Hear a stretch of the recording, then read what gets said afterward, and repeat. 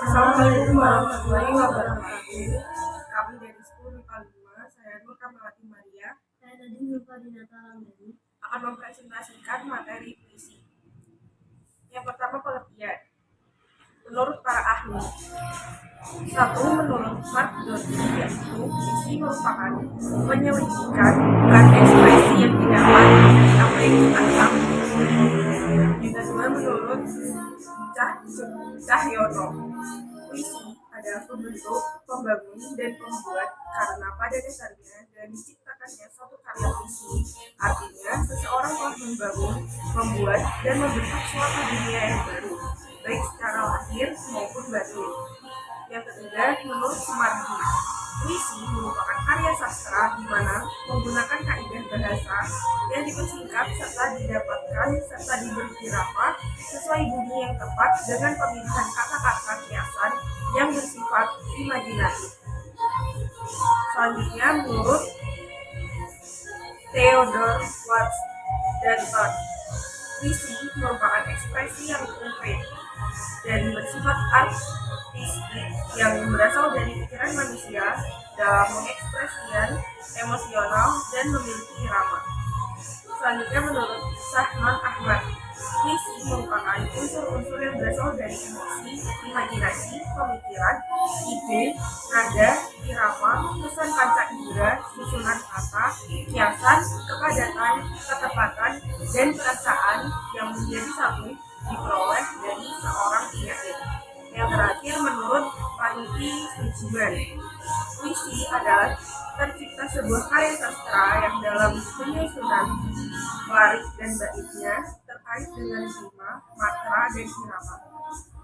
KBBI, puisi adalah ragam sastra yang bahasa terikat oleh irama, matra, rima, serta penyusunan waris dan bait. Yang terakhir, simpulan. Puisi merupakan sebuah karya sastra hasil dari ungkapan dan perasaan seseorang dengan bahasa yang terikat irama, matra, rima, penyusunan lirik, dan bait. Berikutnya ciri-ciri. Ciri-ciri puisi ada 4. Yang pertama, terdiri atas kumpulan kata-kata yang tersusun menjadi baris-baris. Yang kedua, baris-baris tersebut terkumpul menjadi beberapa bagian. Yang ketiga, setiap baris terakhir berbunyi kata vokal, terkadang berupa huruf konsonan. Yang keempat, setiap baris terakhir bunyi vokal kata teratur. Yang ketiga, tujuan. Umumnya, penyair bertujuan untuk mengekspresikan isi hatinya, hal yang membuat dirinya bimbang yang tidak bisa ia sampaikan hanya dengan lisan. Tetapi, ada juga penulis yang membuat puisi untuk kesenangan dan kepuasan hati untuk menyampaikan imajinasinya. Puisi juga berupaya supaya nilai-nilai kemanusiaan yang terkikis teknologi dan menyadarkan kembali manusia akan posisinya sebagai subjek dalam kehidupan. Puisi bertujuan mengembalikan stabilitas, keselarasan, dan keutuhan pada pribadi manusia. Yang keempat, unsur puisi. Puisi memiliki 2 struktur. Yang pertama ada struktur fisik. Struktur fisik yaitu ada tipografi. Tipografi adalah pengaturan baris, batas tepi kertas, kanan kiri, atas dan bawah, serta pemilihan jenis huruf. Yang kedua ada diksi. Diksi merupakan pilihan kata yang digunakan oleh penyair dalam puisinya. Contohnya lintang atau bintang, candra atau bulan. Yang ketiga, imaji atau citaan.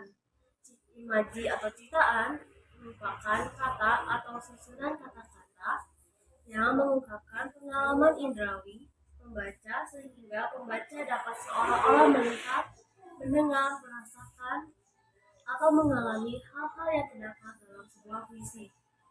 Yang keempat, ada majas. Majas adalah gaya bahasa yang melukiskan atau menyampaikan makna konotasi atau bukan makna sebenarnya. Yang kelima ada kata konkret. Kata konkret merupakan kata yang mengacu atau merujuk pada suatu benda atau hal yang berwujud yang dapat diraba, dilihat, didengar, dan dicium. Yang terakhir ada rima atau irama. Rima adalah Persamaan bunyi yang digunakan oleh penyair dalam puisinya dari awal hingga akhir puisi terdiri atas pengulangan kata atau ungkapan yang menentukan tinggi dan rendah, panjang dan pendek, keras dan lemahnya bunyi. Yang kedua ada onomatope atau tiruan bunyi, contohnya dor merupakan tiruan suara tembakan. Yang kedua ada struktur batin. Struktur batin ada yang pertama tema atau makna, merupakan unsur tersirat berupa makna yang ingin disampaikan oleh penyair kepada pembaca. Yang kedua nada atau ton, merupakan bagaimana kalian menyuarakan puisi nada terbagi menjadi 5. Yang pertama melankolik, rendah, pelan dan mendalam. Yang kedua romantik, rendah, tinggi dan adanya perasaan senang. Yang ketiga patriotik, tinggi dan lantang. Yang keempat sinis, rendah, pelan dan sinis. Yang kelima protes, tinggi dan memperlihatkan suatu penolakan. Yang ketiga ada rasa dan feeling atau feeling. Rasa adalah sesuatu yang sedang dirasakan, yang merupakan sikap penyair terhadap permasalahan dalam puisinya. Yang keempat ada amanat atau tujuan, yang merupakan pesan yang ingin disampaikan oleh penyair dalam puisinya. Yang kelima ada jenis. Jenis dibagi menjadi 3, puisi lama, baru dan kontemporer. Puisi lama terdiri dari 8 jenis. Ada mantra, patung, sloka, gurinyam, pamdena, tani burung, dan syair.